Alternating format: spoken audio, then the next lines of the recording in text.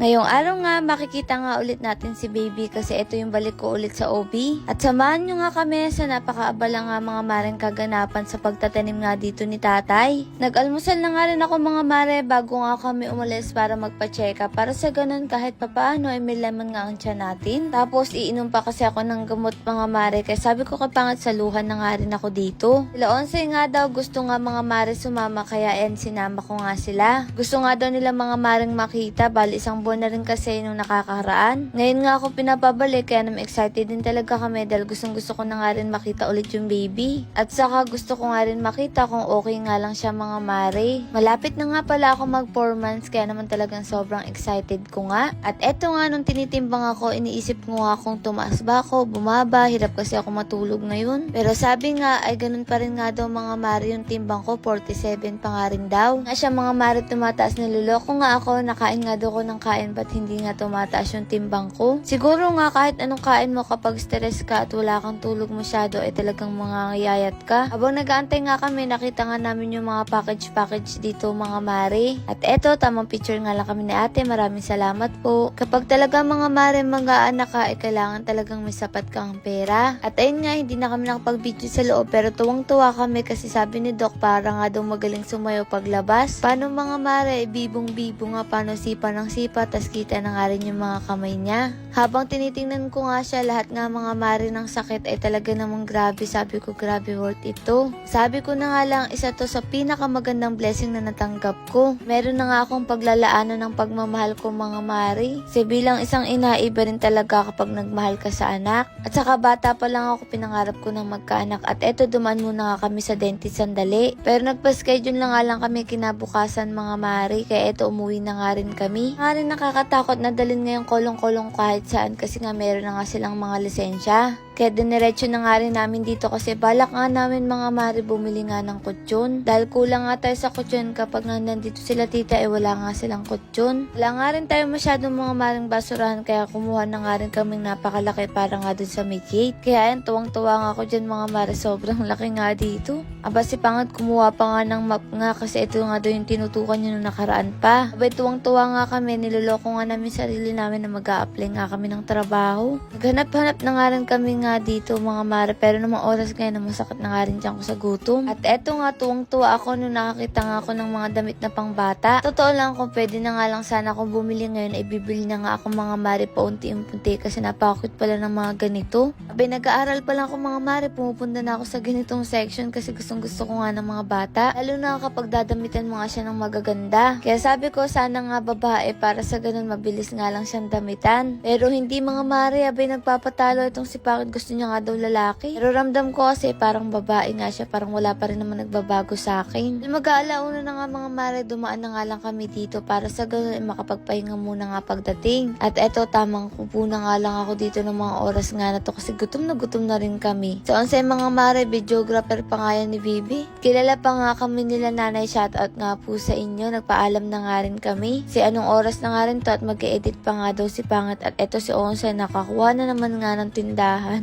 Aba, ito nga sinakin mga mare umandar, nakalimutan niyang si Onse wala sabi namin si Onse maiiwan pa nga ata. Sa wakas nga ito nakarating na nga rin tayo mga mare at ito nga yung basurang binili natin. Sabi ni mama ang dami ng ekang basurahan dito, bumili ka pa. Sabi ko nga kulang nga yun. Bumili na nga rin ako ng tambo, saka mga dustpan. Ito pala mga mare yung nabili natin kutsyon, bali tatluhan ngayon lumalaki nga siya. Pagkarating nga binabangan na rin ni Pangit dito parang may pakita nga natin sa inyo. Ito na nga yun sobrang laki. Para nga kapag may maghahakot nga ng basura, isang puntahan na nga lang at eto na nga yun. Ang dami-dami rin pala mga garbage bag. So rin kasi mga mare, hindi ko nga nabili nung nakaraan. Yung nakarang basurahan pa natin yung sa apartment pa nga yun, maliit lang. Kaya kapag maraming ang basura ay hindi nga magkasya-kasya. Di naman halata mga mare na excited si Pangit kaya ay nilagay na nga niya rito. Ibang basurahan naman ay nilagay ko naman mga mare doon sa may pintuan. Saktong-sakto, andun na nga rin tayo. Kaya bumili na nga rin tayo ganitong plastic para isang buhatan na nga lang. lang. Kaya ayun, inasikaso na nga rin ni Pangit pagdating nga namin at eto naghalungkat na nga rin sila ng pinagbibili nila. Paano? Ang daming binuraot sa akin ni Bibi. Paano ba naman? Sabi niya siya magbabayad. Ako pinagbayad?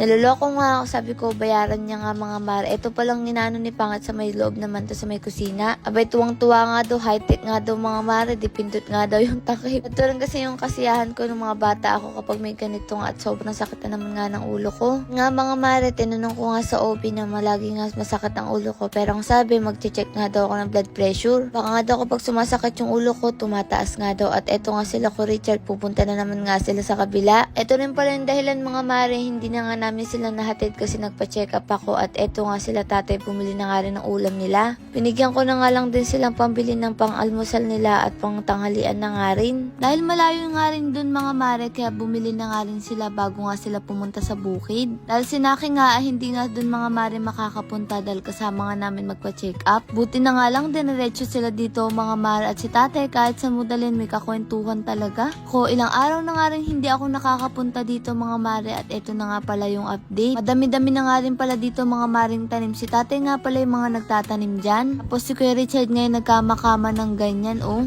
Pagkatapos nga ay nagdilig-dilig muna nga dito si tatay ng mga kanyang gulay. O diba parang dati lang pala yun nga mga mare yung mga ni-spray niya. Ngayon naman eto na nga inaasikaso niya tapos sa kanya pa. Tipong hindi niya na nga kailangan mangmadali dahil wala nang magagalit sa kanya. Ito na nga rin kasi ang lakas niya mga mare sa paggawa nga ng maggawa. Kaya kahit wala nga mga mare tembuki rin meron namang ganito kaya nakakapag-exercise pa rin siya. Kaya mas lalo nga siyang lumalakas kapag ganyan nga mga mare at eto nga si Tigol nag-aasikaso na nga rin dito. Mga mare, eto talaga mas nakaka-excite kapag nakita nga natin itong mga sipaglaki lalo na kapag magkaani na nga tayo. At eto yatang tinatanim na ni tatay kung daw nagkakamali sili nga ata to o talong. Siyempre si tatay mga mare hindi talaga mawawala ang pagtatanim niya ng sili. Paano napakahilig niya sa mga maalat maanghang. Sabagay kahit naman si mama mahilig nga mga mare, ako kasi mga mare gusto ko lang sa may sausawan pero ayoko sa pagkain may sili. Naalala ko dati kapag magluluto si tatay na manok may silian ang ginagawa namin magkapatid, hinuhugasan nga namin para lang makakain kami. Tapos palaging sasabihin nga ni tatay or ni mama sabihin dapat magsanay kayo paano pag uwi kayo ng Bicol di kayo makakain doon ng pagkain. Dahil nga daw sa Bicol ay talaga hindi sila makakain kapag walang sili tapos gata, ganun nga daw yung pagkain nga nila doon. At eto nga si tatay nagtanim pa nga siya ng ibang klase nga to, nakalimutan ko anong tawag dito kasi hindi ko alam, di ako masyadong maalalahanin. Hindi ko kasi madali mga maring makilala yung gulay lalo na kapag maliliit pa nga sila. Kasi nga tingin ko ay magkakakamukha nga lang din sila mga mare at eto nga si tatay nagpahinga na rin muna nga dito at nagmerenda. Ilang araw na rin kasi hindi ako nakakapunta dito kaya hindi ko na nga rin to nakikita sa personal. Buti na nga lang hindi pa rin maulan hanggang ngayon. At eto nga mga mare dumating na nga sila nakihapon na nga to kasi hindi na rin sila pumunta dito. Pero eto nga sila Kuya Richard patuloy pa nga rin sila dito mga mare at eto nga sabi ni tatay para naman daw yata to sa kamote. Ako nakakatuwa kaya mga mare maghukay ng kamote lalo na kapag malalaki nga yung laman. Aba si tatay hindi na nga mga mare natapos dito nawili na nga sa pagtatanim.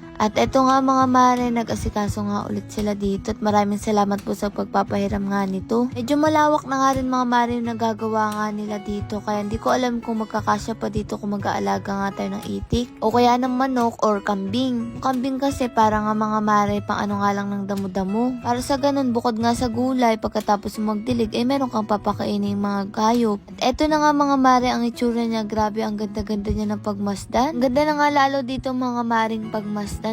Hoy, sino nga excited yan kapag mamimitas na tayo ng kamatis, sili, talong, mga sitaw at eto nilagay muna nga dito mga mare sa gilid kasi hindi pa naman ito magagamit para sa kalabasa. Kaya ayan mga mare, naglagay-lagay muna nga sila dito sa gilid kasi nga hindi wala na nga ring space. Dahil medyo marami rin talaga yung tinanim nga nila tatay. Ito nga mga mare ang kagandahan kapag sobrang lawak ka ng lupa mo talagang makakapagtanim ka kahit nga ilan. 3 kama pala rin mga mare sabi ko nga sa kamote nga yun, pinalagay nga yun ni Pangit. Lalo na't masarap nga yun mga mare kapag magsisigang ka or gusto mo lang ilagay mo nga sa paksiw. Kung si Pangit naman mga mare ang tatanungin, mas gusto niya nga naman yung nilaga lang tapos isasasaw nga sa kamatis o diba tas bagoong. Pero masarap nga din siya mga maring iprito lalo na kapag almusal, the best yun. Ebe kapag natapos nga to mga mare na punong-puno ng gulay, pwede tayo dito magbudol fight ng gulay. Pagkatapos nun mga mare, nagpadaan na nga rin ako sa kanila ng ulam para meron nga tayong ulam. Hindi na nga rin kasi nakakapamalengke dahil hindi pa rin nga nakakapunta dahil abala pa rin. Pero sasabihin ko nga sila na mamalengke na nga ulit kasi nga napakamahal nga pagpa isa-isa. Ewan ko ba sa mga to, dami na nga camera o palagi nang kasama, talagang nagtatakip pa rin talaga ng mukha. Sabi ko nga eto mga mare, yung buhay ngayon bili nilang tilapia kasi hindi pa nga si tatay nakakapangisda. Abay-abalang abala pa rin mga mare sa kanyang little farm etong si tatay. Kaya nawiwilian mga mare, minsan ayaw nga nila pumunta rito pero si tatay yaya nga ng yaya.